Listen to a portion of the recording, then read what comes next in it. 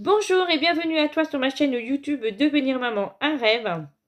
Il y a un moment, je n'avais pas fait de vidéo, tout simplement parce que, pour rappel, j'ai eu une fin de grossesse assez compliquée, j'étais alitée, j'avais mal partout, on me disait à chaque fois que mon bébé pouvait arriver à tout moment, parce qu'il était déjà la tête en bas depuis un moment, très bas.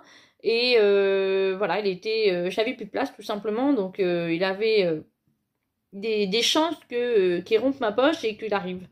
Et en fait, finalement, bonne nouvelle, il est arrivé une semaine avant le terme. Donc pour moi, c'est un challenge assez réussi, car mes jumelles sont arrivées à 28 semaines de grossesse, donc qui était pour beaucoup trop tôt à l'époque. Alors pour moi, c'était un challenge de réussir d'aller jusqu'à une semaine avant le terme pour mon petit garçon. Donc mon petit garçon est né donc le 16 octobre 2020. Il s'appelle Malo et il pesait 3,870 kg, qui finalement n'était pas un petit bébé comme on m'avait prévu, et 50 cm de hauteur. Donc un beau bébé. Moi, pour rappeler, je ne suis pas une fille très très grande. Je suis à peu près 1,50 m. Donc ça a été un vrai challenge pour moi d'aller jusqu'à ce terme et de faire surtout un gros bébé. Alors, pour vous expliquer un petit peu comment tout ça s'est passé, l'accouchement, voilà. Alors, il faut savoir que 2 jours avant l'accouchement, j'avais été faire une séance d'acupuncture avec ma sage-femme à l'hôpital, enfin à ma maternité. Tout simplement parce que il voyait que Malo était assez bas et que malgré tout, le col en fait ne s'ouvrait pas, ne se préparait pas. Il était bien ferme, bien serré, donc voilà, il n'y avait pas de chance du tout à ce qu'il arrive plus ou moins à son terme. Donc du coup, ils ont préféré me faire une séance d'acupuncture et franchement, je vous le recommande. N'hésitez pas à en parler autour de vous. Alors, ça ne fait pas forcément mal. Pour rappel, l'acupuncture, en fait, c'est des petites aiguilles qu'on vous met à des endroits bien précis, en fait, à votre corps. Donc, moi, on m'en avait mis dans le dos. On m'en avait mis sur mes doigts de pied. On m'en avait mis à ma cheville. On m'en avait mis aussi sur mes mollets. Je réfléchis et voilà. Globalement, c'était ça. On m'en avait mis à ces endroits-là. Donc, en fait, c'est des points qui permettent de plus ou moins de réveiller des choses dans votre corps, de préparer aussi votre corps et qui finalement a été très réactif pour moi. Puisque 2 jours après, Malo se décide de sortir. J'ai eu des contractions à 2h30 du matin. Et je suis arrivée à la maternité à 7h30 du matin parce que mes contractions n'étaient pas étaient régulières avant mais assez espacées. C'était à peu près toutes les 25 minutes. Et quand je suis arrivée à la maternité, donc j'étais à toutes les 10 minutes de contraction. Donc il faut savoir qu'on considère qu'un travail commence quand les contractions sont régulières et toutes les 10 minutes.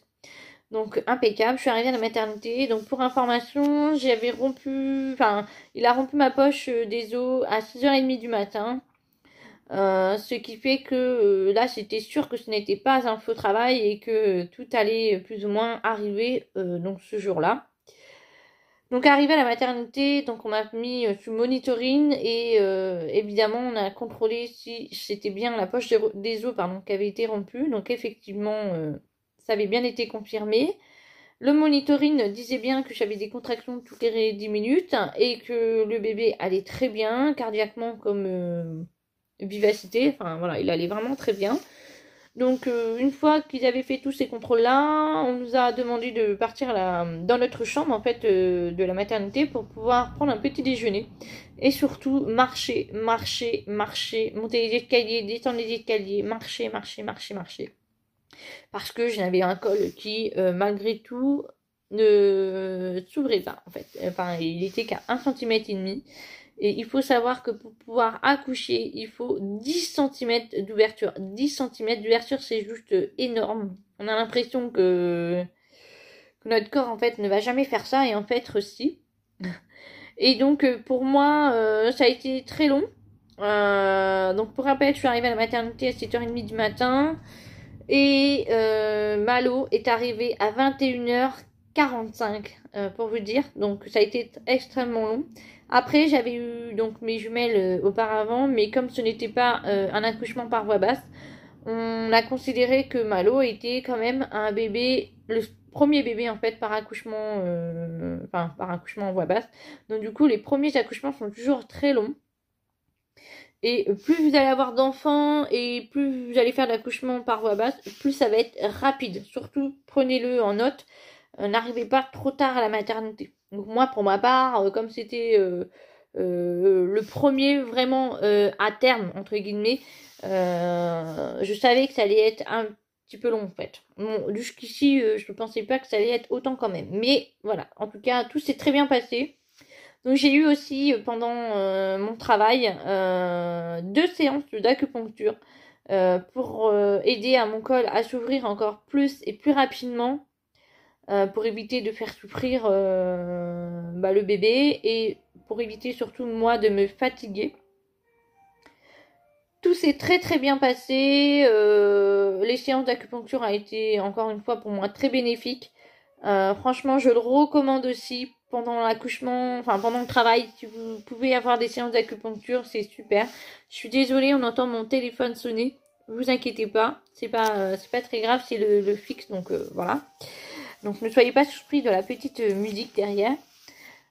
Donc voilà, et donc notre petit Malo est arrivé avec la surprise que c'était finalement un gros bébé.